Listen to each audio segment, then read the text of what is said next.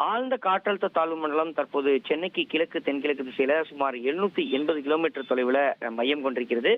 தென்கிழக்கு வங்கக்கடல நிலவி வரக்கூடிய ஆழ்ந்த காற்றழுத்த தாழ்வு மண்டலம் கடந்த 6 மணி நேரத்துல மணிக்கு 6 கிலோமீட்டர் வேகத்துல மேற்கு வடமேற்கு திசையை நோக்கி நகர்ந்து வருகிறது. அந்தமான் மற்றும் நிக்கோபார் தீவுகளிலிருந்து போர்ட் பிளேயரில் இருந்து மேற்கே 620 கிலோமீட்டர் தொலைவிலும், சென்னைக்கு கிழக்கே தென்கிழக்கு திசையில 780 கிலோமீட்டர் தொலைவிலும், ஆந்திர மாநிலம் விசாகப்பட்டினத்திலிருந்து தென்கிழக்கு திசையில 830 கிலோமீட்டர் தொலைவிலும், ஆந்திராவுடைய காக்கிநாடாவில் இருந்து தென்கிழக்கு திசையில 830 கிலோமீட்டர் தொலைவிலும், ஒடிசாவுடைய கோபால்பூரிலிருந்து தெற்கு தென்கிழக்கு திசையில 930 கிலோமீட்டர் தொலைவிலும் இது நிலை கொண்டிருக்கிறது.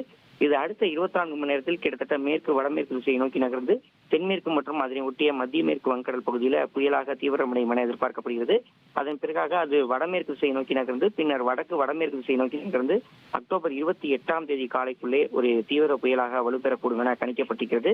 தொடர்ந்து வடமேற்கு திசையை நோக்கி நகர்ந்து அக்டோபர் 28 தேதி மாலை இரவு நேரத்துல காக்கிநாடா அருகே மச்சிலிப்பட்டினம் மற்றும் கலிங்கப்பட்டினத்துக்கு இடையே ஆந்திர பிரதேச கடற்கரையை கடக்கும் என கணிக்கப்பட்டிருக்கிறது. கரையை கடக்கும் போது அதிகபட்சமாக மணிக்கு 90 முதல் 100 கிலோமீட்டர் வேகத்திலும் இடையிடையே 110 கிலோமீட்டர் வேகத்திலும் காற்று வீசும் என இந்திய வானிலை ஆய்வு மையம் தகவலை வெளியிட்டிருக்கிறது. இந்த சூழல தமிழகத்தை பொறுத்தமட்டில் இந்த புயலால பெரிய அளவுல பாதிப்பு இல்லை என்றாலும் மழைக்கான வாய்ப்பு இருப்பதாகவும் பல்வேறு மாவட்டங்களுக்கு மழைக்கான எச்சரிக்கை என்பது விடுக்கப்பட்டிருக்கிறது.